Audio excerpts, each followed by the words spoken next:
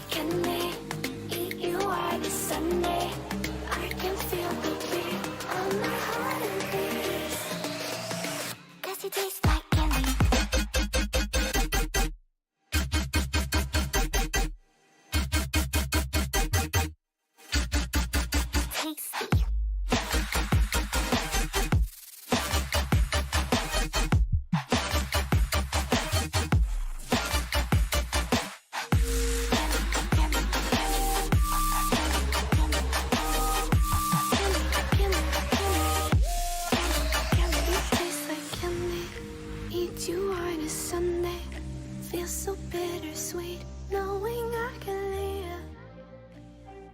Tasty.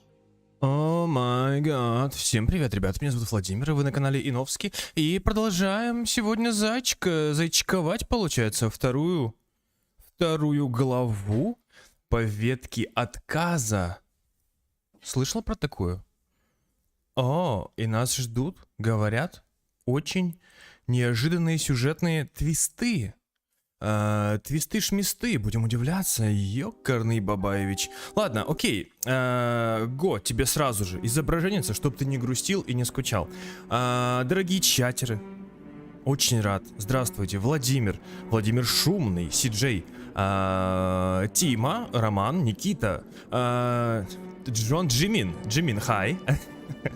Итак, значится, господа вы мои дорогие. Да,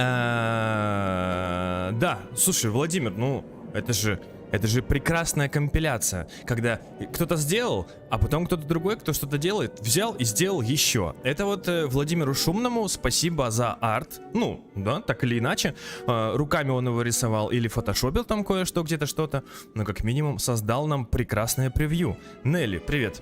А превью я чуть подкрасил, и все, и получилась вот такая вот Катя Полина. Как говорится, ты не знаешь, что такое краш? Посмотри на это превью. Мне нравится, мне очень нравится. Итак, вторая глава, по ветке отказа. Зайчик, Other Story. Ссылки на создателей Other Story в описании к стриму. Сказки на ночь, глава 2, погнали. Сказочка на ночь. Итак. Все, тебе меня слышно, мне тебя слышно, всем слышно. А я, Антон, я снова ночью не сплю. Проснувшись, я вяло встал и с нежеланием включил свет настольной лампы. Ой, понеслась. У меня очень много мнений. Опять же, Владимир скинул мне кое-что почитать, называется манга. Я почитал, я ничего не понимаю, здесь вариантов просто что капец. То одно, то другое, все. Я молчу, я читаю. Зимнее утро встречало меня привычной картинкой. Окошко, тумба, кровать, лампа.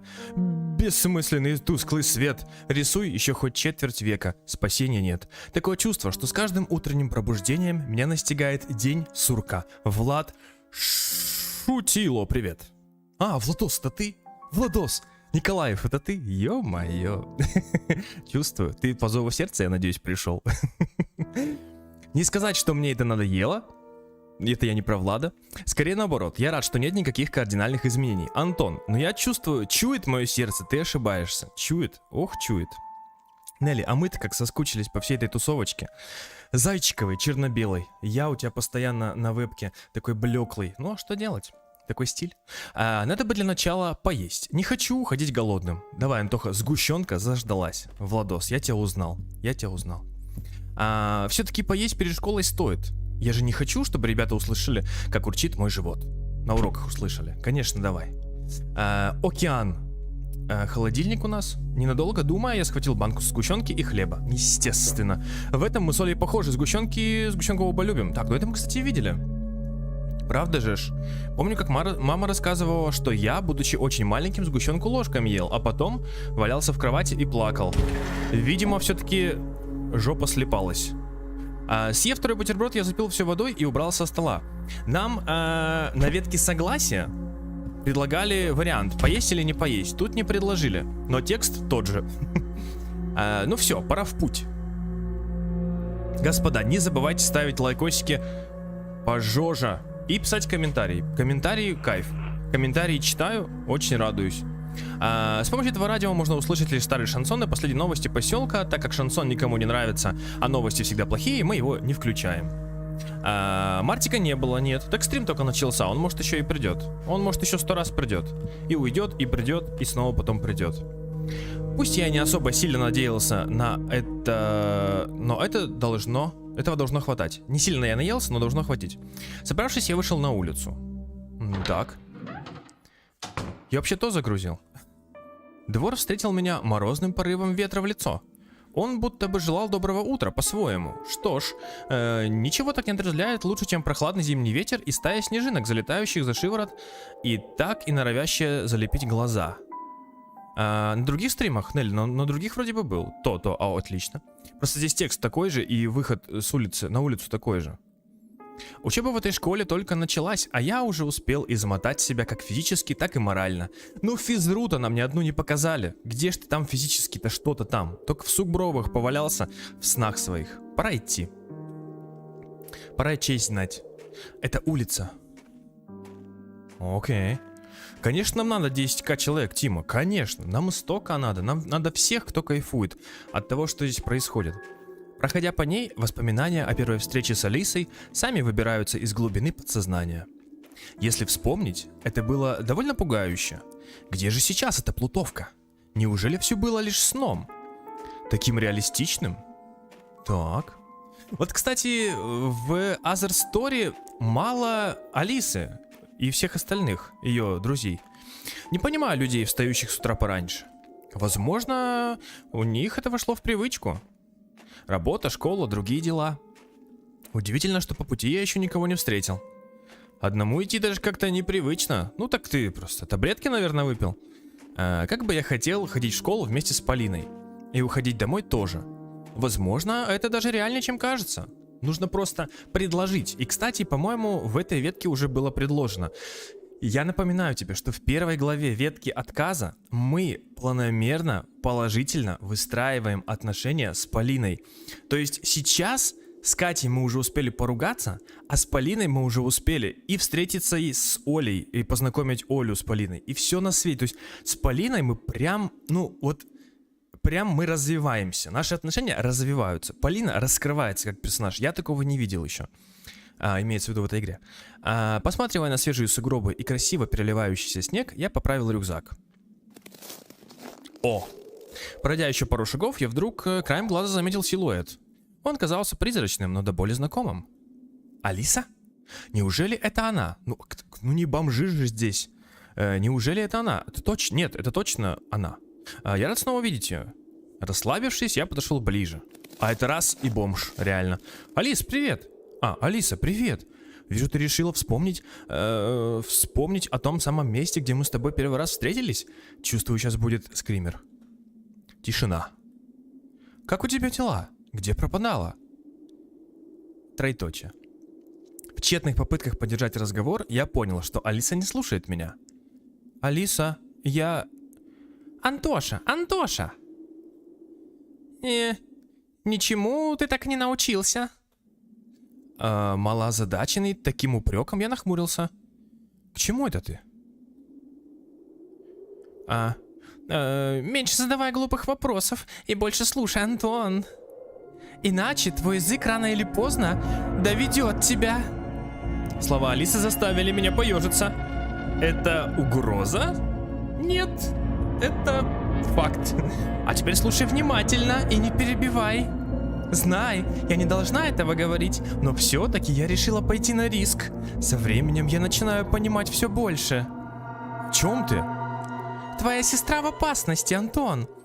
Они уже идут за ней. Ты обязан вернуться к ней прямо сейчас. С Олей что-то должно случиться? Или уже случилось? Я не должна была говорить об этом. Но, пожалуйста, беги изо всех сил. Не дай ему навредить Оле. Откуда ты? Беги! Расстроенный и с нотками страха, голос Алисы взбудоражил меня. От ее слов и хлынувшего в кровь адреналина мои зрачки расширились. Взглянув на подругу в последний раз, я развернулся и рванул так быстро, как только мог. Лишь бы успеть, черт! Оля, Оля, Оля! Спотыкаясь о заиндивевшие в бочки сугробы, я старался удерживать равновесие и бежать дальше. Бежи по дороге, Антон. Я смогу, я успею защитить сестру. Корявые ветки кустов, выглядывающие из-под сугробов, угрожающе тянулись и старались ухватить меня за ноги.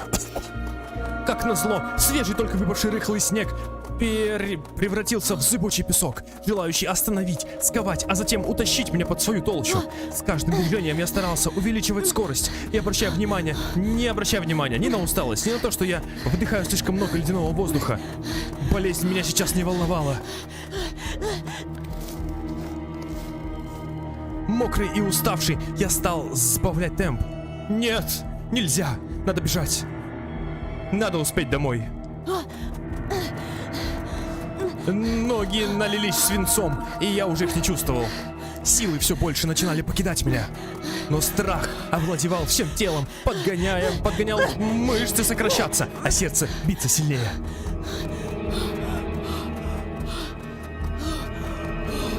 Дом, я уже вижу его.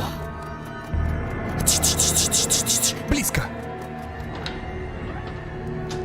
Так, я забежал внутрь, скинул куртку и влетел на второй этаж, выхватив батин дробовик. Шучу, дробовика не было. Уставший и запыхавшийся, я прокричал во все горло. Оля, ты дома? Оля! Я протер глаза, чтобы быстрее привыкнуть к полной темноте. Посмотрев на кровать сестры, я ее самой там не увидел. О, черт! Надо проверить во всей комнате, срочно! Етите, а как же родители? Оля, отзовись! Она любила играть в прятки, но не в 7 утра. Она любила играть в прятки и часто скрывалась за шторами в моей комнате, но там ее нет, я не вижу. Обычно ее видно там. Так, я шагнул ближе. И быстро одернул штору. Черт, Оли тут нет. Что же делать? От безысходности я посмотрел в окно. О! В глазах сразу защипало от снега, отражающего свет фонаря. Приглядевшись, я увидел... Оу, shit, here we go again. Оля и сова. Совунья, постой! За одно мгновение я оказался внизу. Оля, Оля, Оля, Оля! В торопях, накинув куртку, я выбежал на улицу. Нужно срочно бежать! Увидев следы, которые быстро заметало снегом, я рванул по ним. Почему-то громко. Я не слышу ничего. Там был Миша. Мишаня, что же ты наделал? Безрассудно преследуя свою цель, я не заметил выглядывающий корень и споткнулся. Естественно, классика триллеров. Пролетев вперед себя... Это как? Астрально? Я со всей силы навернулся лицом в твердый ледяной булыжник и получил сильные удары по лбу и носу. Мысль о том, что снег смягчит падение, тут же испарились. Как только я ощутил адскую раздирающую боль в переносице. Пульсирующая кровь резко отдала в голову, затуманив сознание и не давая подняться. Оля! Ради нее! Надо встать! Но я не могу. Мне больно. Мысли не связываются Голова гудит. Мои мозги словно трясли несколько часов. Флэшбэк. О! Аккаунт Тинибани Аздрастори, привет. Собственно, автор в чате. Ё-моё! Привет. Глаза закрываются. Нет, только не сейчас, пожалуйста. Мне как-то даже не по себе стало. Нет. Это Полина? Кто? Ты? В последний момент перед тем, как мои веки под собственной тяжестью закрылись, я увидел странную тень. Странная тень была похожа на Полинину шапку. Ой. Какой ты тяжелый, Антон. А кто меня тащит? Я почувствовал, как меня тащат по снегу. Что это за голос? Кто ты? Ух, Антон, подожди немного, чуть-чуть осталось. Я не знаю, как читать за известного персонажа. Очень знакомо. Очень знакомо. Что, тебя раньше таскали по снегу? А это Семен. Слегка приоткрыв глаза, я увидел мягкий дневной снег, льющийся на пол. Поначалу я даже не обратил на него внимания, так как еще до конца не пришел в себя. Голова трещала, но эта боль постепенно приходила... Куда? Хоть я не особо понимаю, как оказался в своей комнате после случившегося, но я рад. Так, ну судя по блюру, это сон. Рад, что не замерз на холоде. Но это не точно. Боль уже стихла, позволяя мыслям свободно обволакивать мой разум. Надо же было мне так на ровном месте упасть, болван. Это стресс, Антон. Пытаясь вспомнить своего спасителя, я услышал, как в комнату кто-то вошел. Но это же не Оля меня тащила, правильно? О, Антош, ты как? А ты-то как здесь оказалась? Это была Полина. Увидев ее на моем... Что? Увидев ее, на моем лице появилась слабая, но все же радостная улыбка. Да, я уже лучше. А что ты тут делаешь? Я действительно был удивлен видеть Полину в своем доме. Хотя иногда мне кажется, что мы чересчур часто встречаемся. Но не в моем доме. Интересно, это какой-то знак? Нет, это уже следствие. Оля, что с Олей? Не переживай, с ней все хорошо.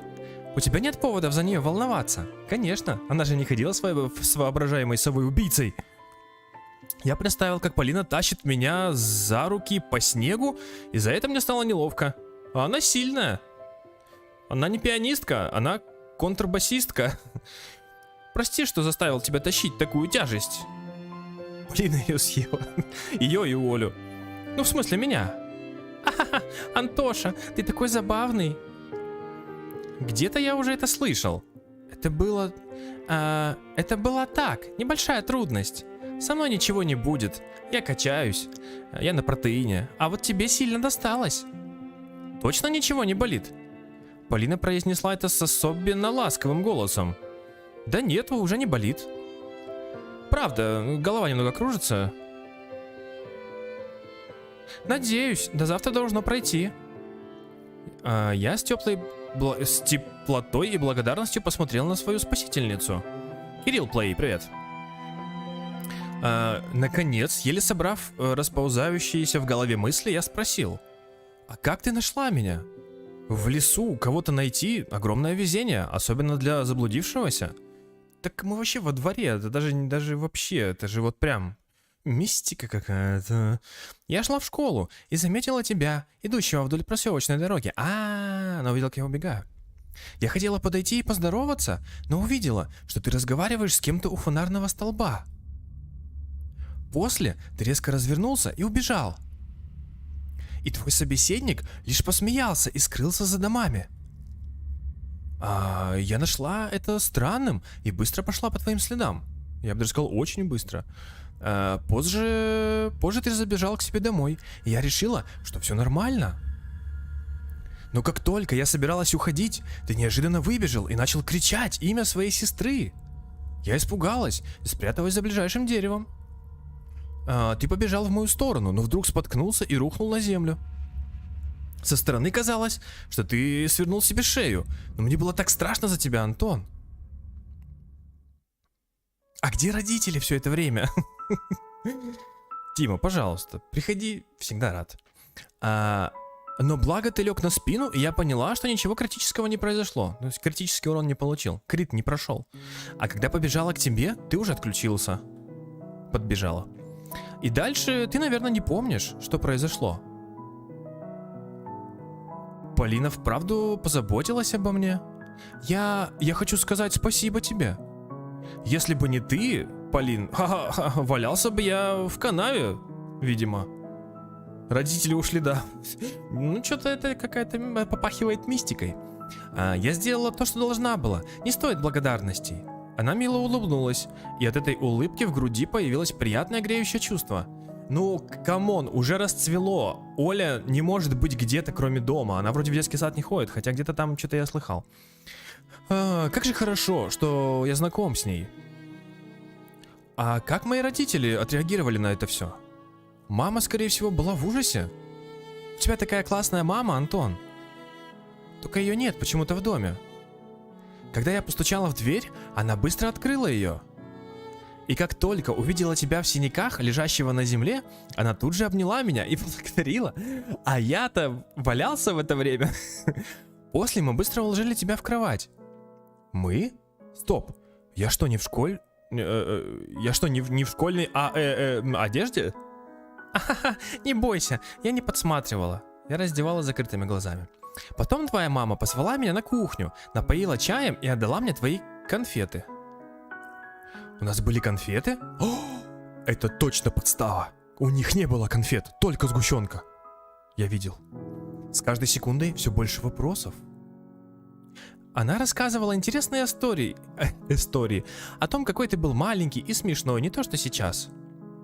А еще она разрешила называть ее тетей Кариной и заходить в любое время. Считай, в будущем тебе не придется знакомить меня с родителями. Какая зрелая реакция на происходящее. Очень игриво сказала Полина, как-то по-странному улыбаясь. Мои конфеты, которых никто не знал. Что она имела в виду? Ну да, наверное. Ладно, Антош, я пойду в школу, а ты отдыхай. И таблетки не забывай пить. До встречи. Полина вышла из комнаты. Постой! Крик эхом раздался в моей голове. Из-за этого уже практически неощущаемая боль стала разгораться с новой силой. И йога, привет. Но мне уже не до нее. Я подскочил, быстро накинул на себя школьную форму, даже не заправив рубашку, и выбежал из комнаты. Ну да, я бы походил по комнатам, вообще Олю бы хотя бы нашел бы, да? Опоздал. Так. Антон, куда ты собрался? Тебе отдыхать нужно, а то еще свалишься где-нибудь снова. Опять тебя до дома девочки тащить будут. А, хорошо, я себя хорошо чувствую, правда? Мой взгляд с надеждой упал на дверь. Странный ты такой, какой-то. Мама принялась внимательно смотреть на меня. И тут ее выражение лица изменилось. Она будто вспомнила что-то забытое. Но вместе с этим приятное и светлое. Может быть, то, что я любимый сын? Владимир, это ветка отказа. Мы не пошли с Ромой и Бяшей осматривать гараж. Точнее, с Ромой. Это как бы другая ветка той же игры. Понятно все с тобой. Ну топай быстрее, а то не догонишь. Спасибо, мам. О, мама улыбнулась. Вот это да. Катя отнесла бы, да. Ну да. Катя отнесла бы к себе в гараж. Я выбежал из дома. Благодаря морозному свежему воздуху мне стало гораздо лучше. Но дальше я все же не рискнул бежать и быстрым шагом направился по дороге к школе. Полин, постой! А вдруг я снова упаду? Иди рядом. Услышав мой голос, она обернулась. О, Антон, ты чего здесь делаешь? Как это чего? О, фантазии нет предела. Ты должен быть в кровати. Все хорошо, уже ничего не болит. Как назло, в этот момент я почувствовал головокружение и, потеряв равновесие, чуть было не упал. Мать! Как было безответственно отпускать человека с возможным сотрясением в школу, еще и бегом? Это помутнение. Но я вижу, как у тебя ничего не болит. Угу. Вот, возьми меня за руку. Дурачок, в конце концов. Я не ослышался? Давай поскорее, а то еще сильно опоздаем, еще сильнее. Куда уже, ну? Перестав стоять столбом, я кивнул. Да, хорошо. Да куда уже лучше, я бы даже сказал великолепно. О, такого ракурса Полины я еще не видел, спасибо. Взяв Полину за руку, меня обдало жаром. И ведь правда, так намного легче. Держась вместе, мы с уверенностью шли вперед. Головная боль отошла на второй план. Сейчас меня больше заботило чувство небольшой тревоги. А вот Полину, видимо, совсем ничего не беспокоило. Она шагала радостно и беззаботно. Мне бы так. Как думаешь, мы пропустили что-нибудь интересное в школе? Не думаю, что могло произойти интересного, особенно в школе. Согласна, но почему-то у меня такое чувство, будто что-то случилось. А может и случилось, что... Ну что нам, как придем, узнаем. А может не придем. А может это снится мне все, я же Антон. Хорошо. Мы продолжили идти. Но шаг за шагом мы вместе приближались к зданию школы. Я бы очень хотел растянуть этот момент, но, к сожалению, дорога не бесконечна. Вот мы снова выстраиваем отношения с Полиной. Летсплей, привет. Летсплеер. Вот снова, понимаешь, снова Полина как бы главный второстепенный персонаж. И все у нас хорошо. Подойдя к школе, Полина мягко отпустила мою руку. Всех перечислил. Ну вот, пришли. Жаль, что так быстро. А, стоп, это автор. Заходим? Да, пойдем. Сделав шаг, я заметил, как парадная дверь школы открылась. Опа! Ой! Увидев перед собой высокого мужчину, я шагнул назад. Это же тот самый милиционер, который приходил к нам домой, про Вову спрашивал. Про меня. Но что он делает в школе? Здравствуйте. Тихо поздоровавшись, я опустил глаза. Как-то вы поздно в школу собрались, детишки? Да, мы так, припозднились. Проспали. Аслан? Алейкум ассалам. А Полина сразу нашла, что ответить. Правду действительно говорить не стоит. А то нас сразу в психушку упекут, если узнают, что было ранним утром. Проспали, говоришь? А ты чего в синяках весь? Это Морозова тебя так огрела? Что, Морозова? В смысле, Полина? Он знает ее фамилию? Полина улыбнулась. Нет, я просто упал. Лед, скользко, вот равновесие и не удержал. Сервера Fall Guys атакованы. Атакованы школьниками на каникулах. Летсплеер. Сейчас же каникулы вроде, не? Ладно, ребятишки, некогда мне с вами болтать. Дела важные, ждать не будут.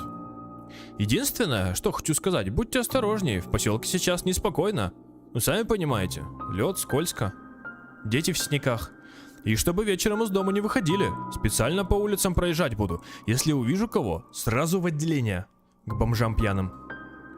Вы все поняли? Да, конечно, товарищ милиционер. Полина сидела в обезьяннике, знает, что отвечать милиционерам. Я промолчал. Особенно будь осторожна ты, Морозова. Не хочу тебя снова в обезьяннике запирать. Неторопливо проговорив фразу, милиционер обошел меня и направился к своей машине. Особенно будь осторожна ты, Морозова. Что он имел в виду? Почему-то я думаю, что он так пропародировал милиционера. Ты не находишь его странным? Тихо спросила. Шепотом надо было. Ну да, есть немного. Но я думаю, что он просто серьезный. Милиционеры все такие. Почему Антон не проверил Олю? Ну ладно, Олю, маму увидели, и то нормально, да? Надеюсь на то. Посмотрев на Полину, я сказал. Ну что, заходим? Конечно, пойдем. Заходим.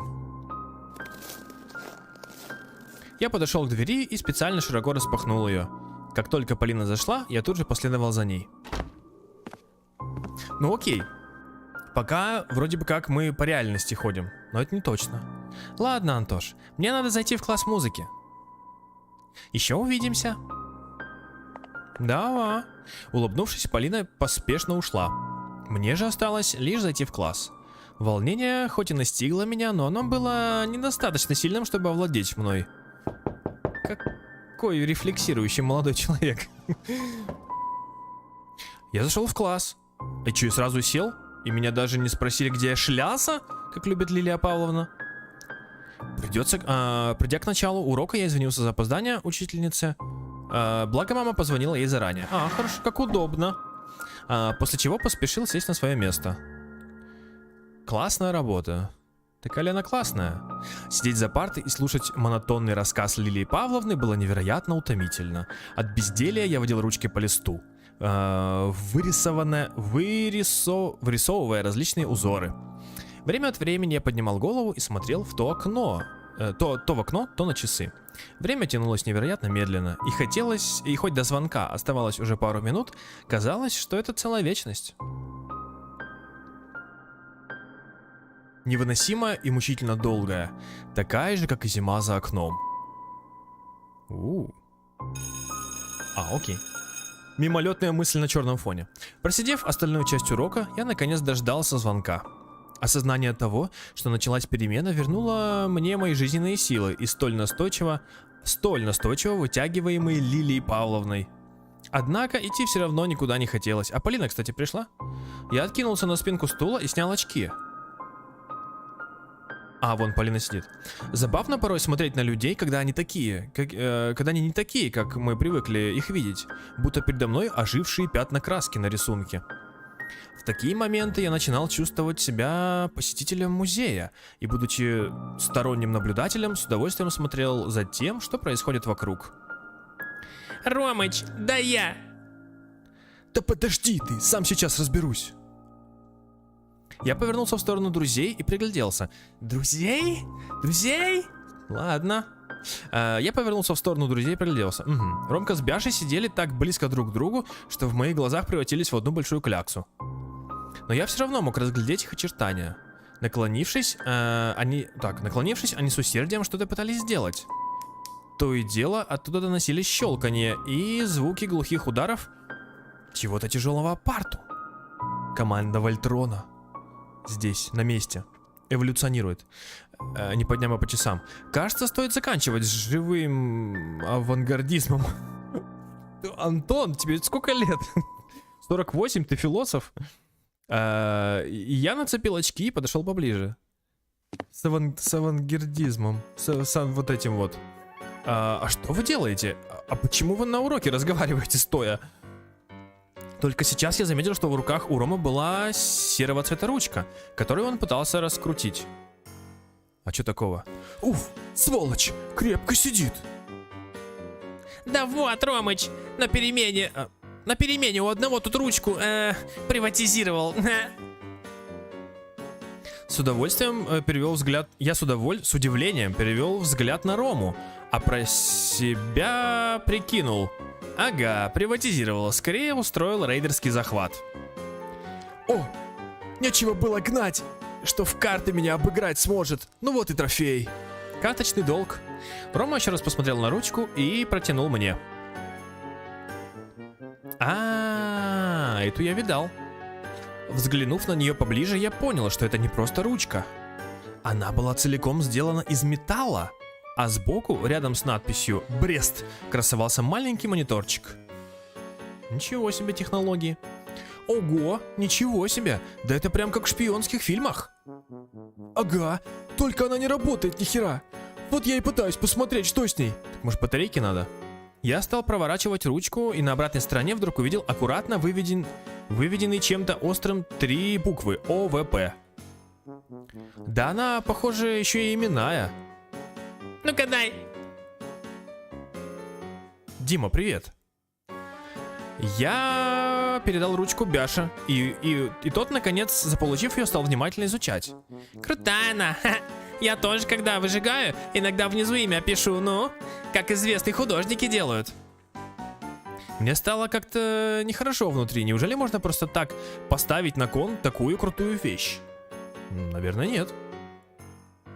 Еще и с подписью. Она наверняка представляет какую-то ценность. Ну, ценность для человека так точно. Но я бы и сам был бы не против обзавестись такой. А это имя, точнее сказать, инициалы того, у кого вы ее выиграли? На лице Рома появилось некоторое смятение. Да нет, по-моему, того пацана Серегой звали, и фамилия у него, кажись, на Д была. А с чего ты взял, Антоха? Вообще взял, что это... С чего ты взял вообще, что это имя? Да не знаю. Действительно, с чего вообще взял, что это инициалы? Может, это обозначение или что-то подобное? Ну, или тот мальчик сам ее где-то у кого-то выиграл? Я не знаю, мы вообще-то на уроке находимся. Может быть, нас как-то это самое утихомирят, нет? В этот момент Бяша резко замахнулся и со всей силы ударил ручкой об стол. Ромкой об стол. Да так, что изнутри послышался звон и дребезжание. Видя, как Рома и Бяша бесцеремонно обходятся с такой вещью, я понял, что во что бы то ни было, не стало, надо сделать ее... Должен стать ее обладателем, короче.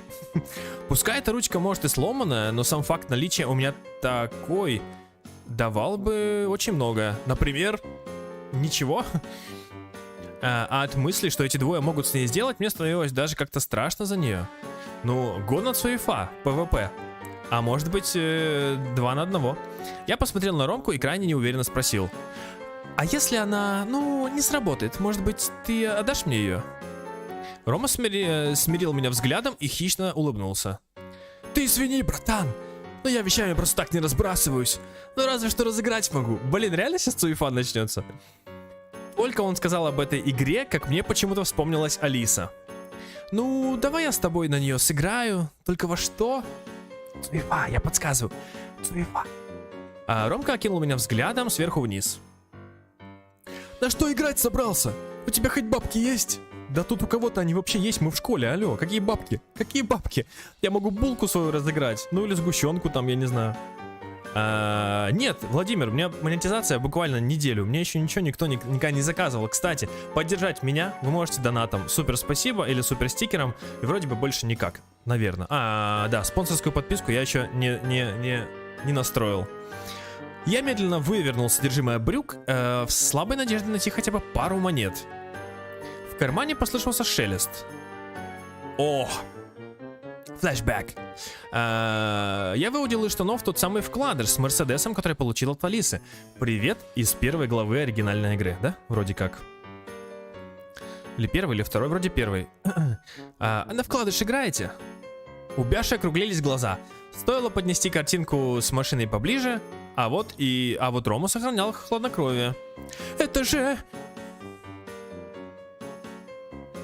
И ты серьезно думаешь, что я такую редкую ручку обменяю на какой-то фантик? Да ладно, мы знаем, что ты блефуешь. Ромыч, это же... Да у меня таких вкладышей дома, хоть жопой жуй. Это он! Мерседес-Бенц, на! Я его нам с тобой, Ромыч, нам его с тобой не хватало. Лицо Бяши изобличало безумный восторг, а сам он едва не трясся от счастья. Тьфу, бля. Ну и трепло ты, братан. Братка, братучек, братуля. Я улыбнулся и понял, что ребята собирают вкладыши. У них наверняка была большая коллекция, в которой не хватало моего Мерса. Ну так что, играем. Ромка вздохнул. Обожаю играть с искусственным интеллектом в Суефа. Ну если ты, Антоха, готов такой вкладыш на сломанную ручку менять, то по рукам. Я на секунду заколебался, но потом ответил. Готов. Так во что играть-то будем? Подкидного? В ножички. Я заметил, как в руках Бяши появилась засаленная и наверняка крапленая колода карт. А Ромка прям перед носом затряс, крутанул бабочкой, мастерски крутанул. Играть по их правилам совершенно не хотелось. А давайте в крестики-нолики. О, что-то новое. Давайте в крестики-нолики. Рома, усмехнувшись, закатил глаза, но все же вырвал тетрадный лист и положил на парту. Играем. Только чур, у меня крестик. Ладно, а я первый хожу, можно? У-у-у. Минигамма? Так в смысле, у него... Он же должен первый ходить вроде, не? Ну ладно, чё? Я человек простой. Как говорится, беру и хожу. Так, ну смотри, я делаю раз, два, три и просто побеждаю. Сейчас Владимир подумает буквально секунду. Так, смотри, мы делаем что? Мы делаем пам, он делает куда-то ход, я делаю вилы, смотри. Лох-лошок, дружище-дружок. Ай, ты какой? Так, ну сейчас он выиграет, значит мы вот так сделаем. А что будет потом? Блин, нас водят за нос, мне это не нравится. А ну все, ничья. Правильно? Ну да, ну правильно, окей. Ну окей, мы не проиграли. Го, следующий раунд. Сейчас будет он ходить первым. Ага. Это печаль, это печаль. Так, ну давай прикидывать чего-нибудь куда-нибудь. Окей. Ну опять ничья, походу. Правильно? Но мне надо первым ходить, чтобы выиграть. А мы до скольки играем вообще? 0-0 написано. Так. Окей, опять же, да? Как бы так, блин, замутить? Так, я ставлю сюда, он перекроет там. Ставлю... Получается, мне надо поставить куда? Допустим. Да нет, ну я сейчас догадаюсь еще. Да блин. Я же мог, я же делал. Наверх ставь. Дурак. Ладно.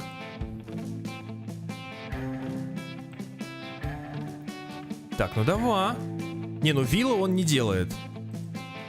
А я бы мог. Но тоже почему-то не делаю. Так, ну смотри. Что-то я не догоняю никак. Мне кажется, мы идем по кругу. Так, допустим. Если я ставлю сюда, он ставит куда-то. А, ну все, давай, дядя. Ай-яй-яй, снова нет. Что? Ща, подожди. Ну нет, отстой какой-то получается, кажется. Да? Есть же? Ладно. Окей, давай посмотрим. Давай Владимир нам поможет. Так, ну Владимир, я так понимаю, ждет, когда я буду первый ходить, правильно? Ща, подожди. Шанс с шансом. А я не побеждаю. Окей, давай, Владимир, куда ставим первую? Посередине? По диагонали и в углы ставь. Так, ну хорошо, я занимаю диагональ, правильно? Да? Есть такое дело. А потом занимаю, допустим, что? Угол? Хочешь сказать? Или что? Пиши скорей. Мне нужно сделать виллы, чтобы было с двух сторон хорошо. Соответственно, это куда? Соответственно... Даже не знаю. Если вот сюда, то нет. Сюда нет. Турурурун. Угол. А какой? Ну, давай угол, хорошо. Какой-то угол поставил. Он поставил тоже угол. Я теперь что? Мне нужно перекрыть. Я перекрыл. Дядя перекрыл в ответ. Соответственно, что дальше? Соответственно, дальше ничего. Куда бы я ни поставил, я не тащу. Правильно? Углы закрыты. Соответственно, хоть куда ставь. Ну все. До свидули. Да лучше бы на Цуефа, конечно, мы катали. Так. Ух ты какой! Интересный ход. В угол по диагонали? Ща, подожди. Допустим. Дядя что-то крутит. Так, а если я, например, что? А что он перекроет? Он перекроет низ. Да? И я окажусь в виллах, по идее. Ну, блин, ну одинаково, равноценно вроде получается. Неравноценно. Блин. А чё я действительно так затупил? И чё, 1-0? А мы до скольки играем? Красава, Ромка. Под орех раздел. Так подожди, я в смысле проиграл уже? Подожди, дело святое. 1-0. Мы до скольки играем? Подожди, на Цуефа было до 3. Чего Тошик приуныл? Ладно, давай до 3. Да? Есть же? До 3. Все, мы до 3 играем. Админ, привет. Давай, все хорош. Да, мы хотим продолжать. Так, то есть ты имеешь в виду вот так вот занимать, да, позиции? Ну, это что-то как-то это самое. Так, ну допустим. Угол по диагонали. Я занял. Я пошел куда? Я бы не хотел туда идти. Так,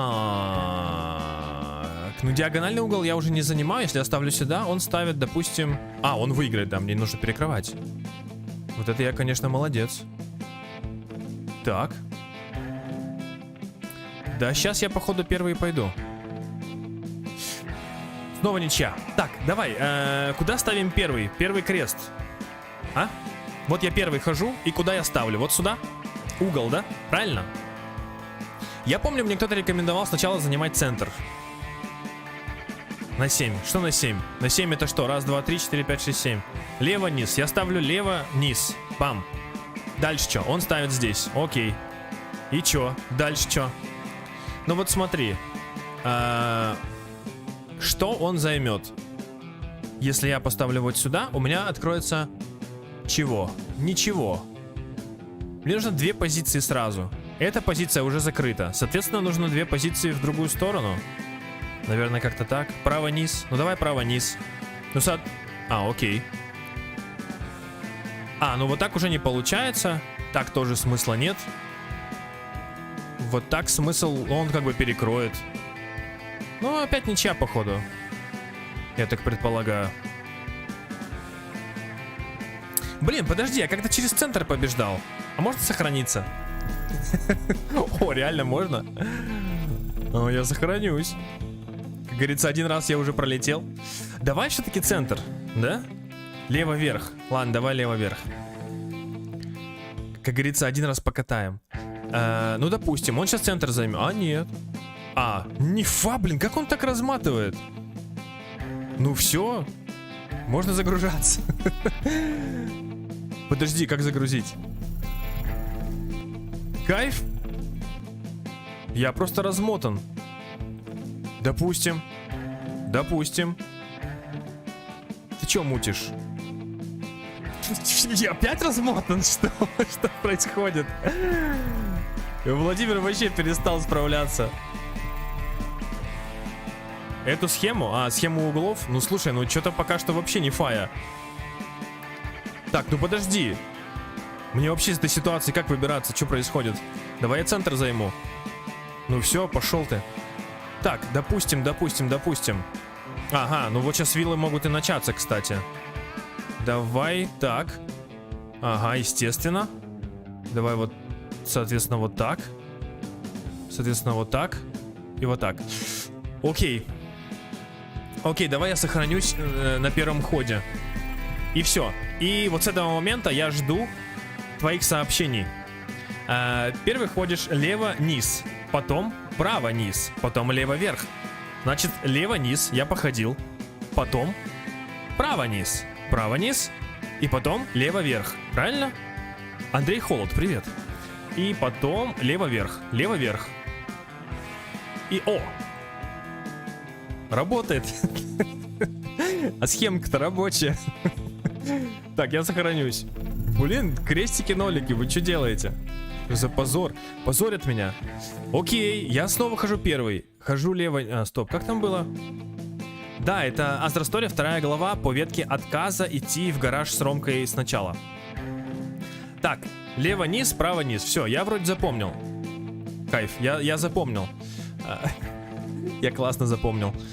Ладно, пошло не по схеме. Давайте загрузимся сразу. Че тупить? Да. Не попал пальцем, представляешь? Лево-низ. Вот тебе и схема. Право-низ. И лево-вверх. Дядя, ну все, ё-моё. Просто чуть-чуть отзеркалил и все. Все. Стоп, до 3 мы играем. Лево-низ. Вверх-лево. Допустим. Чуть-чуть перевернем игру. Ну и все, дядя, да схема понятная. Давай, пока. Блин, ну все, Владимир прокачался, мне кажется. Искусственный интеллект повержен. По-честному, ачивка получена, но ты ее не увидишь, потому что она за вебкой. Я победно перечеркнул последний ряд нулей и уставился на Ромку. Мне даже показалось, что он откажется выполнять условия и пошлет меня куда подальше. Нет, дядя, карточный карточный кто? Карточный долг, знаете ли, важнее всего. Условно карточный, естественно. Эй, Ромыч, по чистаку-на. Все. Ромка неохотно сдался и положил ручку на листок. Я вгляделся в нее. В ней было что-то особенное. Я предлагаю сыграть на что-нибудь еще у Ромки. На Олимпийку, Абибас. Вообще тренд на сегодня. Неописуемо притягательное что-то было в этой ручке. Будто какие-то сверхъестественные силы пытались всучить мне ее. Как будто бы Алиса пришла, чтобы мне ее подарить. Везучий ты. Везучий ты, пес. Видно, сама она к тебе, как к очкарику рвалась. Держи. Улыбаясь и сжимая ручку в руках, я чувствовал в себе себя настоящим чемпионом, приносящим факел с олимпийским огнем. Апивас. Апивас у него в сердце. Победоносно закрепив ручку на безрукавке. Безрукавка? Это жилет, наверное, жилетка. Я понял, что уже не хочу сидеть в классе и решил немного пройтись. Это все посередине урока произошло, если что. Это нормально вообще? Так, давай-ка прочекаем. Так, ну это мы все читали. Мы так чисто посмотрим, да? Сейчас будет жестко. Елка, привет. Сейчас будет... почему оригинальной озвучки нет? Так я оригинальная озвучка. Ты чё? Это Other Story. Здесь пока нет оригинальной... Здесь пока нет озвучки. Да. Но будет. Говорят, будет. Говорят очень надежные источники, что озвучка будет. И как только начнется перемена, стрелки играют на перегонки. Вот бы так во время урока. Так, это мы слыхали. А чё в смысле? Глаз появился. Так, книга — это духовное завещание одного поколения другому. Сложно поспорить. Если, конечно же, ты не Сёма Бабурин. Если ты не Боба Симурин. Или Сёма Бабурин. Так, а что там у нас слева? Так, VR-режим не работает. Приходится на стрелки. А есть что вообще посмотреть здесь? Так, здесь нету. А тут-то? Цветок. Да, это чисто эновский эдишн. Острые, как бритва лезвия этого растения, уныло свисали вниз. На их месте я бы делал то же самое, ибо мне не очень интересно слушать монотонный голос Лилии Павловны, а иногда и Падловны. Особенно, когда она орет на нас в одной из серий, говоря, что мы шляемся куда-то. Ну все, мы все почитали, можем идти дальше. Да, только классно. Они, кстати, по-моему, из главы в главу пишут только классная работа. Ну, у них такая сокращенная программа. В коридоре людей практически не было, только изредка кто-то проходил мимо. В основном было достаточно пустынно. Никто не толкался, не кричал, не бегал по коридору, попутно снося всех на своем пути. Вместо оглушительного, но живого школьного гула здесь теперь царила загадочная и даже чем-то настораживающая тишина стен, кабинетов и коридоров. О миллионе, конечно, мечтаю, админ. Кто же из нас, авторов, не мечтает о миллионе? Ну, тут философский вопрос, админ. Это философский вопрос. Бенди, привет. Где Катя? Вот хороший вопрос. Катя у себя в гараже, походу. Чинит свой этот самый москвич. Словно каждый день вместе с грохотом и жужжанием это место покидает нечто большее. Что? Оставляя за собой лишь ничем не заполненную пустоту, в которой, как в бездомном колодце, глухо отдается эхо от самых тихих шагов. Когда зайчика пройду. Ну, говорят, тут еще 4 главы. Да? Всего, подожди, это и еще 3. Проходя мимо двери одного из кабинетов, я увидел жирную надпись, сделанную маркером: «Школа говно». Философский вопрос, ответ. Поглядывая на нее, я усмехнулся. Помню, читал книжку, где говорилось, что школа с греческого переводится как «место досуга». И ведь были времена, когда мудрецы и философы собирались в школах и обсуждали свои утопические идеи. Да, Антон, ты был бы там одним из них. Это потом у них стали появляться учебники, которыми нужно было... Что? Которым нужно было... ученики, которым нужно было преподавать свои знания, и из мест отдыха они превратились в места инквизиции, на условной. Задумавшись о месте досуга и развлечений, мне сразу пришел в голову Диснейленд. Моя прекрасная мечта, которая согревает меня так же, как и улыбка Оли. И сразу я представил себе, как смеется сестра, катаясь на аттракционах и размахивая руками. Родители смотрят по сторонам и с улыбкой едят мороженое, а я стою рядом и получаю неслыханный восторг от одного нахождения в этом прекрасном мире мечты, фантазий и детской сказки. Погруженный в мысли, я повернул за угол, и тут... Ой! Словно стая птиц, испуганная шаловливым ребенком, разлетелись в разные стороны разноцветные книги. Ну, просто все романтические клише происходят у нас с Полиной. Я считаю, здесь уже роман, как говорится, в самом-самом разгаре. Понимаешь? Вот. Полина преувеличенно возмутилась. Преувеличенно. Петров, да ты совсем зрение потерял? Я поправил очки и поспешил скорее помочь собрать упавшие книги. Извини, Полин, я тебя в самом деле в последний момент заметил. Продолжая поднимать книжки, я решил поинтересоваться. Слирчик, привет. А куда тебе столько книжек? Это все по музыке. Самоучитель, ноты, еще несколько книжек. Так, просто. Последнюю книжку мы схватили одновременно, естественно. О, новый арт, такого я не видел. Оба. Такой тебе ракурсик. Поднявшись с коленок, я продолжал не отпускать ее, параллельно вглядываясь в большие голубые глаза Полины. Запомнили. У Полины голубые глаза. Так, оригинал зайчика проходил, но я проходил на одну концовку, на добрую концовку, где... что там было? Где кончается пропажа Кати, короче, где мы дали Семену в харю и стали таким сильным парнем. Уверенным. В эти секунды они казались особенно лучезарными и мечтательными. Однако сама Полина, воспользовавшись моментом, хитро улыбнулась и резким движением выхватила книгу из моих рук. Это произошло так стремительно, что я даже не заметил, как уже стал сжимать воздух. Хорош. Ты такой рассеянный, Антоша. Когда что? Тихо спросил я. Ну, когда так смотришь. Сказав это, у Полины... сказав это, и у Полины, и у меня к щекам стало проливать тепло. Мы еще раз посмотрели друг на друга, и вдруг она сказала: а помнишь, Антон, я говорила тебе, что здесь невероятно скучно, что это место похоже на вакуум. Без звуков, без музыки. Ну, точнее сказать, они здесь есть, но они не такие, с которыми я бы хотела сталкиваться. Я был удивлен, услышав слово «вакуум» от Полины. В моих глазах она всегда была изящной девочкой со скрипкой, но никак не физик. О, у нее, кстати, порозовели щеки. Или же я просто привык находиться в дурном обществе? Ну да, помню. Так вот, я нашла удивительный способ борьбы с этим. Ты когда-нибудь читал научную фантастику? Записи чего? Записи оригинального зайчика есть? В смысле, да. Не задумываясь, я тут же выпалил. Конечно, читал. У папы была большая библиотека лучших фантастических историй Кир Булычева, Ивана Ефремова и других. В его молодости это было модно, стильно, молодежно.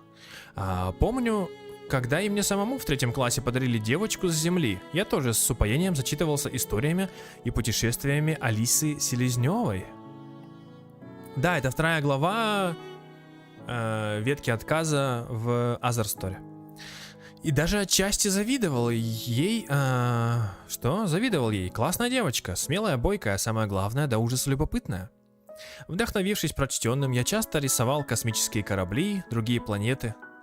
И, конечно, не забывал про главную героиню, Алису. О май, флешбэк. Я встряхнул головой. Хоть я и не привыкла такое читать, но в нашей библиотеке уже не осталось книжек по музыке, которые бы я не брала. А тут случайно подвернулось нечто новое. Не хочешь сам немного почитать? Ну, скажем так, освежить в памяти. Полина посмотрела на стопку, аккуратно вытащила из нее серую книжку и потянула мне. Ой, Слирчик, я не знаю, как YouTube работает. Некоторым уведомления не приходят, некоторым что-то не пишет. Тут как бы вот так вот.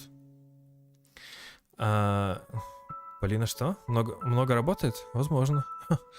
Не сказав, что я горел большим желанием снова начать читать фантастику. Интересно, интерес к ней у меня угасал еще в классе 5. Угас. Но разве сейчас я имел право отказать? Медленно я протянул руку, и теперь мы снова держались за книжку вместе. Но только сейчас отпустила уже Полина. Она еще раз с улыбкой посмотрела на меня и, поправив волосы, попрощалась. Ладно, Антош, до скорого, а то мне на музыку опять пора. Полина вообще не прокрастинирует. Она то играет, то читает, то уроки, то того-сего, то Антоху волоком до дома тащит. Такая, что бойкая, ну. После чего она быстрым шагом направилась к коридору, а я так и остался стоять на месте, крепко прижимая к груди серую книжку. Стругацких? Не слишком ли много занятий по музыке в один день? Ну, а как ты хотел, конечно. Но хотя на что только не пойдешь, чтобы стать профессионалом. Ладно, пора идти в класс. А что, у нас еще урок? А когда домой? Я устал. А, все? Мы проскипали. Пикник на обочине? Ага. Ну да. О, живая. Ура! Зайдя домой, на пороге меня сразу встретила радостная Оля. Ее лицо было немного светлее и довольнее, чем в остальные дни, а сама она чуть не прыгала. Я бы начал разговор с Олей на тему совы. После утреннего случая я был невероятно рад видеть ее счастливую детскую улыбку. Мама, Тоша пришел! С кухни послышался мамин голос, но из льющейся воды было сложно понять, что она сказала. Пошли скорее, Тош! Там папа такой классный мультик привез. Мама говорит, что ты его очень любил. От такой спешки я немного растерялся. Ну ладно, сейчас подойду. Я снял куртку. А о каком мультике она говорила? Оставив рюкзак, я не задержался. Я не задерживаясь, решил пройти к сестре. В комнате Оли все явно было готово к совместному просмотру. Сова была, да. Сова была и Олю пыталась похитить. Или не пыталась, я не знаю, что она пыталась сделать. Может, нам показалось вообще.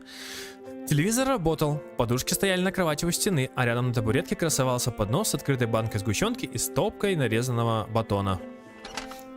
Оля лихо запрыгнула на кровать и взяла пульт. Ну что, ты готов?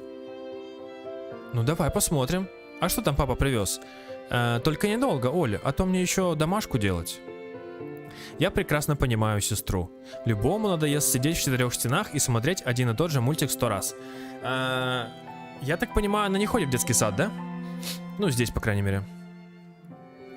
Поэтому любое разнообразие для нее должно быть праздником. Странно, что у нее... Хотя, откуда мы знаем, сколько у нее мультиков, да? Видик загудел, и на экране появилась картинка. И тут я не смог поверить своим глазам. Это же братья Стругацкие. Утиная история.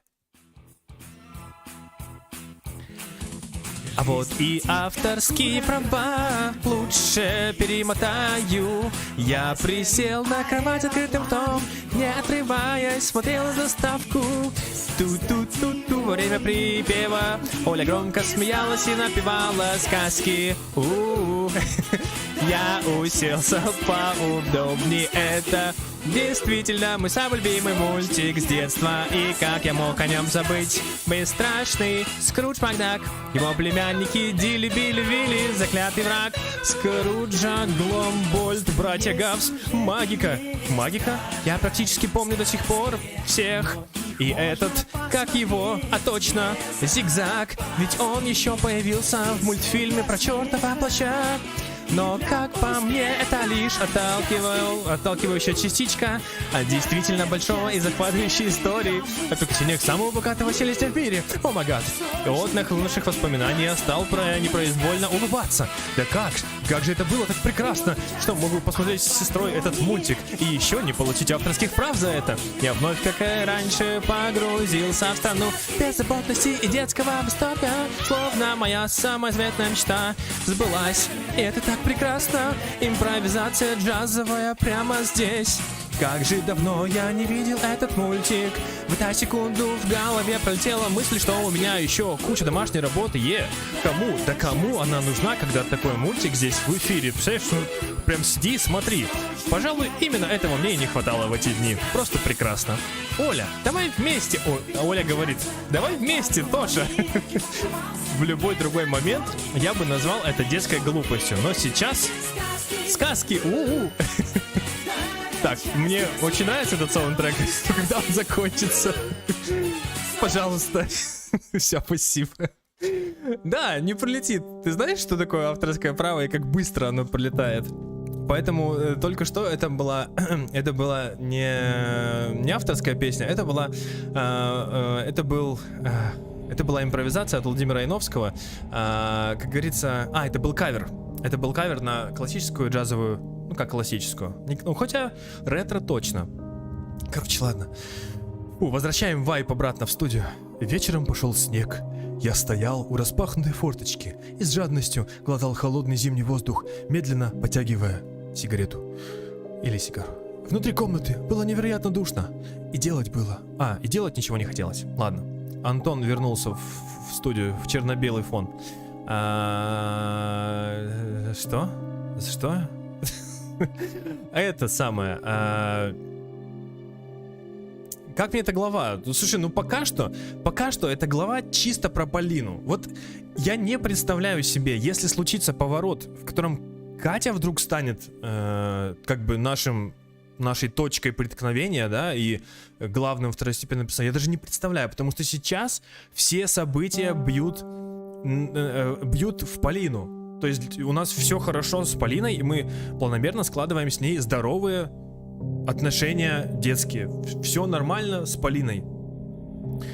Катя вообще здесь не появилась. Я даже не представляю, как сюжет может повернуться, что мы вдруг станем сильно, я не знаю, дружить с Катей.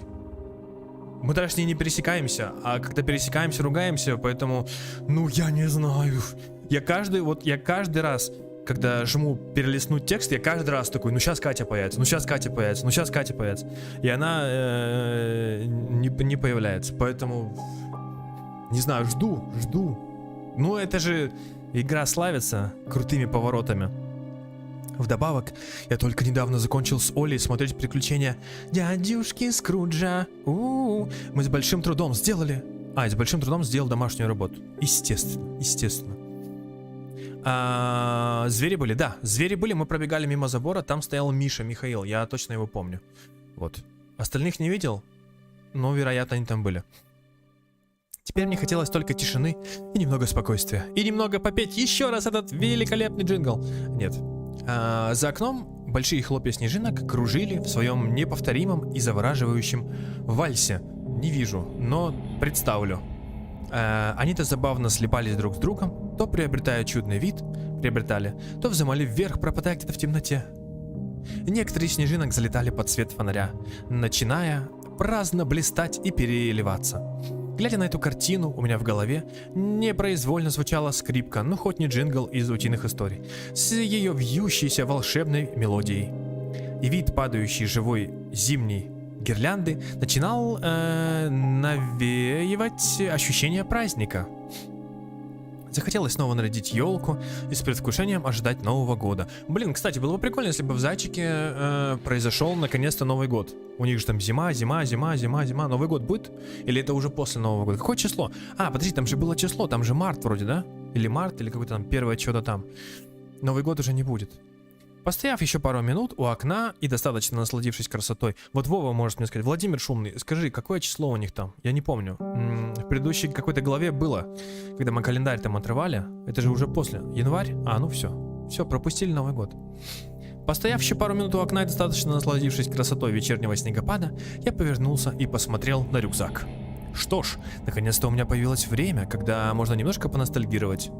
А все это время мы не ностальгировали? Сегодня 16-е? Хорош. Открыв его и перебрав учебники, я нашел ту самую серую книжку, которую дала мне Полина. Аркадий и Борис Стругацкий. Пикник у обочины. Только сейчас я понял, что так был рад очередной встрече с ней, что даже не удосужился посмотреть, что именно взял. Аркадий и Борис Стругацкий. Пикник на обочине. Пикник на обочине. Странное вот это вот все. Странные вот эти вот фантасты, знаете ли. Я каждый раз слышу, и для меня это все как метро 2000, там сколько там, 77 или сколько, 2000, ну вот это вот, короче. Что-то я вообще вот прям не проникаюсь вот этими фантастами СССРовскими. Открыв книжку, я быстро пробежался глазами по аннотации. Я надеюсь, сейчас джингл Стругацких пикника на обочине не прозвучит. У меня так руки не дошли, хотя Стругацкие это вроде как бы классика, научная фантастика, вот тут и прикол. Думаю, их будет интересно прочесть. Ну давай, ну ты только прочти их там между главами, пожалуйста. Я отставил рюкзак в сторону и завалился на кровать. Открыв первую страницу, я стал медленно погружаться в историю. Лучше бы сестре динозавра нарисовал, честное слово. Хотя, Полина ж потом спросит. Так прошло пару часов. Время стало приближаться к 12, а я все продолжал читать, хоть и начинал понемногу клевать носом. Я, кстати, тоже, да, надеялся еще в начале. Я надеялся дойти до конца первой главы и закончить, как вдруг, перевернув страницу, мне на коленки упал сложенный несколько раз листок. Мистика. Я подобрал его, и в секунду мое сердце замерло и забилось. Там записка! Это наверняка от Полины. Она, наверное... А прикол, что там будет записка от Ромы. Специально дала мне эту книгу. И интересно, что она там написала? Что я ей нравлюсь? План о том, как нам сбежать отсюда? Или... С каждой новой секундой меня все больше и больше начинало переполнять волнение и любопытство. Записка! Там «и». Вы чё? С ошибками пишете? Ну если это на украинском, тогда записка, да, все правильно. Решив долго не пытать себя размышлениями и догадками, я подскочил и подошел к столу. Пальцы сами стали разворачивать листок. Он сложенный, ага. И отгибать одну сторону за другой. Я почему-то подумал, что он смятый положен в книгу, но было бы странно его не заметить тогда. Но тут я заметил, что бумага, которую я держал в руках, была слишком жесткая и шершавая. А там написано «Я тебя люблю» от Ромы. Словно она пролежала там пару дней. Не пару дней, а несколько лет. А там «Я тебя люблю», А.С. Пушкин. Так. Открыв шкафчик, я аккуратно положил в него книжку. О, записка из первой части. Записка. Не будет скримеров? Я не знаю, посмотрим. Да, все правильно. Да, Слирчик вообще шарит. Записка. Все правильно. Рассмотрев все остальные предметы, я закрыл его. А записка-то что? Развернув тетрадный лист, я поднес его под лампу. Мои подозрения подтвердились. Это определенно была записка. Но... Вот написана была однозначно не Полиной. Вместо красивых, плавно выведенных букв здесь были неаккуратно пляшущий текст с мелким острым почерком. Я сдвинул очки и попытался его прочитать. Там точно от Ромки записка. А нет. Ой. Зря я пошел на это. Никто мне уже не верит. Да и кто мне может верить, если я не могу быть до конца честным перед самим собой? Как это вообще случилось со мной? Когда? Когда я начал становиться тем, кем вовсе не являюсь. Наверное, тогда, когда взял эту чертову ручку. Но разве я мог тогда отказать? Я мог, это человек-мужчина. Это улыбка, этот смех. А потом эта музыка, она испытывает меня. Я начинаю бояться. Хотя бояться я стал задолго до того, как все это Так, но это все равно меня манит туда. Я не знаю что, желание постичь этот лес или какая-то магия. Это не может быть, не бывает в наши дни чудес на свете. Нет, я не хочу больше этого, не хочу. Эта игра зашла слишком далеко. Крестики-нолики, я ненавижу вас, в конце кровью написано. Да, шрифт, да. Это альтер-эго Антона? Есть теория? Вова, это теория или это официальное заявление разработчиков, что шрифт, когда становится не печатным, а такой скорее такой, ну типа, как это называется, прописным, то это типа какое-то там, кто-то там, какой-то альтер-эго, там что-то такое, короче. Да, ребят, проверьте, пожалуйста, лайки, все поставили. Курсив, спасибо, умное слово. Вот, короче, это типа альтер-эго, да, Антона, да? Это официальное заявление или это догадки? Так это что, Антон написал? Я хочу уехать. Далее несколько строчек были перечеркнуты, но потом снова шел текст. Почерк стал своим... Вот, видишь, сейчас другой шрифт. В оригинале было? О май гад. Еще более острым, но словно от этого писал... начались судороги, как будто бы, да? Бенди, отходи, пожалуйста, если надо. Но стрим не выключай, пожалуйста. В кого ты превратился? Витя Орешкин. Кто это? В кого? В Зайчика? Зайчика 2? Неужели выйдет Зайчик 2 когда-нибудь? Я нервно сглотнул и отложил листок. Глаза тупо уставились в стену, а в голове начался полный бардак. Кто это писал и когда? Я краем глаза, словно боясь увидеть что-то еще на клочке бумаги, посмотрел на текст. Это улыбка, этот смех, а потом эта музыка, она испытывает меня, манит меня, я начинаю бояться. Что? Имеет ли это какое-то отношение к Алисе и другим зверям? Да, Владимир, я вижу, что в этом уже есть необходимость. Я сразу вспомнил ту ночь, когда за окном на поле я видел танец. Тогда я ведь тоже боялся, но не знал, что делать. Неужели были другие? Другие? Я подвинул к себе листок и еще раз вдумчиво его прочитал. Вдруг мое внимание сконцентрировалось на имени. Витя Орешкин. Витя Орешкин. Я повторял его, и что-то в этом имени казалось мне знакомым. Витя Орешкин. Орешкин Витя. ОВ. ОВП. Меня словно окатило ледяной водой. Я потянулся с рюкзаком и достал выигранную сегодня ручку. Мой взгляд упал на выцарапанные буквы ОВП. О! Решкин Витя Петрович. Это же польский мальчик. Но скорее всего аббревиатура от Орешкин Виктор А. Значит, П это значит отчество. Петр, привет.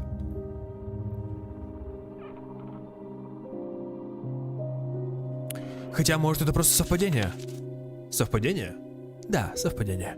Я перевернул листок. На обратной стороне была приклеена вырезка из газеты от 8 января 1985 года. «Марш энтузиастов», гласил заголовок, а дальше шел стих. Фарш. О, не обращая внимания на остальной текст, мои глаза въелись Что? Мои глаза въелись в припев, в котором ручкой были зачеркнуты и исправлены некоторые слова.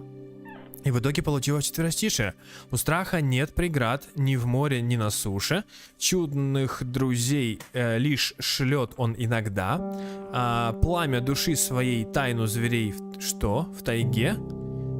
Что пронесешь ты сквозь миры и века. Что пронесешь ты сквозь миры и века. Бенди вернулся. Чем больше я смотрел на это послание, тем больше у меня возникало вопросов. Прочитав припев, я заметил внизу несколько линий, рядом с которыми были нарисованы различные значки. Всего было 7. Наверняка каждая из них означает пропущенное слово. Но как мне их найти? А что, если значки служат подсказками? Нужно искать слова в тексте, обозначенные этими символами, чтобы составить предложение. Детские загадки. Я такое в журнале из библиотеки решал, когда помладше был. Когда был молодой. Так что тут у нас? Первая идет точка. В куплете точкой обозначено слово. Да я сейчас все вообще на изи раскатаю здесь. Страха. Еще есть линия, подчеркивающая это слово, но не полностью, а лишь его основу, не затрагивая окончания, то есть страх. Хорошо. Осталось 6 слов. Следующий знак — звездочка. Звездочкой обозначено слово «шлет». Страх шлет. Страх шлет пламя. Быстро пробежав глазами по куплету, я связал цепь. Страх шлет пламя для зверей в тайге. Что это может значить? Какой-то код? Мяу? В шпионских фильмах часто придумывали разные фразы, которые спрашивали на входе в какой-нибудь секретный штаб. В Польше дела прекрасно. Неужели в нашем поселке есть такой? В Польше все как всегда. В Польше все как раньше. Я в Польше, Польша в порядке. Так. Вряд ли. Но обсудить с Полиной это стоит. Действительно. Отложив листок, я вновь взялся за ручку. Пальцы сами тянулись понажимать на ее серебристые кнопки, однако, сколько я ни старался, ничего не происходило. Батарейки, Антон. Мониторчик по-прежнему оставался пустым. Видимо, действительно батарейки окислились. Или там вообще их нет. Ну так ты найди. Перехватив ручку посильнее, я попытался ее раскрутить. Ух! Как же крепко сидит. Неудивительно, что ее даже Ромка не смог раскрутить. Какие цены в Польше? Ну, такие. Цены в Польше польские. Злоты. Какие? Соизмеримые с зарплатой, так скажем. Так же, как и в разных странах. Похоже, придется идти за плоскогубцами. Надеюсь, папа их не забрал.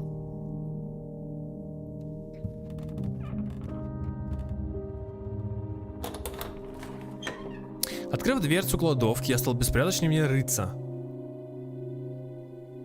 Так. Так. На мое счастье, плоскогубцы были на месте. Я без промедления взял их. Вот там топор лежит. Вот чувствую, что это ружье. Этот топор должен выстрелить когда-то. Вернувшись к себе, я снова схватил ручку и, зажав ее в клешнях инструмента, стал проворачивать. Поначалу шло тяжело, однако под конец я уже смог раскрутить ее пальцами. Из разобранного трофея вылетела маленькая батарейка-таблетка. О, ну хотя бы батарейки есть, хоть что-то. Я аккуратно положил ее под листок бумаги, чтобы не потерять. И стал думать, где сейчас найду тебе замену. В голове стали всплывать разные варианты, где в доме могут стоять батарейки. Но, по всей видимости, именно такой нигде не было. Я разочарованно встал и подошел к окну. Может, в местных магазинах завтра стоит посмотреть, сходить, спросить. Жаль, хотелось сегодня посмотреть, как она работает. Мой взор опустился на подоконник. А ведь совсем недавно здесь сидела сова. Та самая сова. Здорово! Блин, крутая гифка. Владимир, здорово! И только это стекло спасало от нее. Кстати, почему он не спросил у Оли про сову, черт побери? Кстати, да, где звери? Подожди. Не видно, да? Звери не видно. Звери вот тут, наверное. Короче, под вебкой, да? Угу. Так, но от чего оно не могло защитить, так это от страха, исходящего от ее зловещих глаз. Ну, у тебя за вебкой, а у меня там еще рамка вот эта вот типа морозная, и там не видно зверей все равно. Но я понял, что они там. Ведь у страха нет преград. А, кстати, шрифт начался другой, да, нет? Ладно, может и нет. Ни в море, ни на суше. Вот сейчас вроде бы ровный стал. Как хорошо, что она сама не могла прорваться через окно, поэтому только стучала и стучала и стучала и изводила нас с сестрой. Ага. Стучала. Постучать? Ну конечно, папа говорил, что по неработающей батарейке можно постучать, и тогда она может некоторое время еще ожить. Как модератором стать? Да как, Слирчик? Ну, почаще быть, участвовать, лайки, комменты, любовь к контенту, все остальное. Адекватно себя вести, все. Быть добрым человеком. Плохих людей модераторами не делаю, да и в чате не жду. Поэтому, если ты добрый, хороший человек, увлеченный играми, то пожалуйста. И модерку не жалко для такого человека. Этот шрифт ничего хорошего не дает. Ну, когда у тебя альтер-эго в голове, да, наверное, да. Хотя, кто знает, у меня не было. Я резко оторвался от окна и вернулся к разобранной ручке. Положив батарейку на край стола, я стал аккуратно бить по ней металлической частью плоскогубцев. Стример живет в Польше, в городе Луч. Надеюсь, сработает. Вернув батарейку обратно в ручку, я закрутил ее и... Она работает! Ха-ха-ха! Yes, of course. Это была победа. Это был Dominate. На экранчике горели цифры. Теперь ручка мало того, что была полна чернил, так еще она и могла показывать время на настоящее чудо техники. Вот Ромка с Бяшей удивятся, когда узнают, что она рабочая. Тут вроде все нормальный Слирчик, да? Так, вот Ромка, даже не знаю, что теперь круче, ручка Брест или вкладыш Бенц? Или какой-то Брест Бенц, если фантик вокруг ручки обмотать. Довольный, я тут же решил что-нибудь ей написать. Счастье и восторг переполняли меня. Но несмотря на это, я все-таки чувствовал что-то нехорошее, словно оно уже дышало в спину, изредка подбрасывая напоминания о себе. И, приближаясь еще ближе, говорила: «Скоро, Антон, скоро». Петр, ну откуда же я знаю? Не знаю, протесты, наверное. Оля, это ты? Все сжали булочки. Возможно, будет скример. Антош. Пара-па-пам. Как я обожаю, когда мурашки по голове бегут. О, yes. Так, ну что? Дождались, скример? А так вот, а ты что думал тут происходит? Штаны не помогут. Я думаю, традиции изменять не будем, да? По голове будем делать, вот, все красиво вообще. В принципе, тайминг хороший, красиво почитали, посмотрели. Ну, пока что никаких Кать на горизонте я не вижу. Давай я сохранюсь, пока что ты здесь. Ну вот на крестиках ноликах, допустим. Вот. И пролесну, наверное. Хотя, да, пролесну. Не нравится, когда вот это слишком бело все. Вот так. Пусть будет черно. Можно? Можно сейчас ничто не произойдет. О, появилась Алиса. Отлично. Но мы это читать не будем. Мы это будем читать в следующей серии. Ну слушай, дорогой ты мой чатер, нужно тебе объяснять ли, что все ссылки к видео и все плейлисты и ссылки на все ресурсы находятся в описании под стримом. Дискордик для общения и коопов. Там же в описании, еще немножко в чате, но только сейчас. Потом, когда стрим уйдет на запись, точнее в записи сохранится, там ссылки не будет. И на сегодня все. Спасибо за вечер и до встречи в следующем стриме. Пока.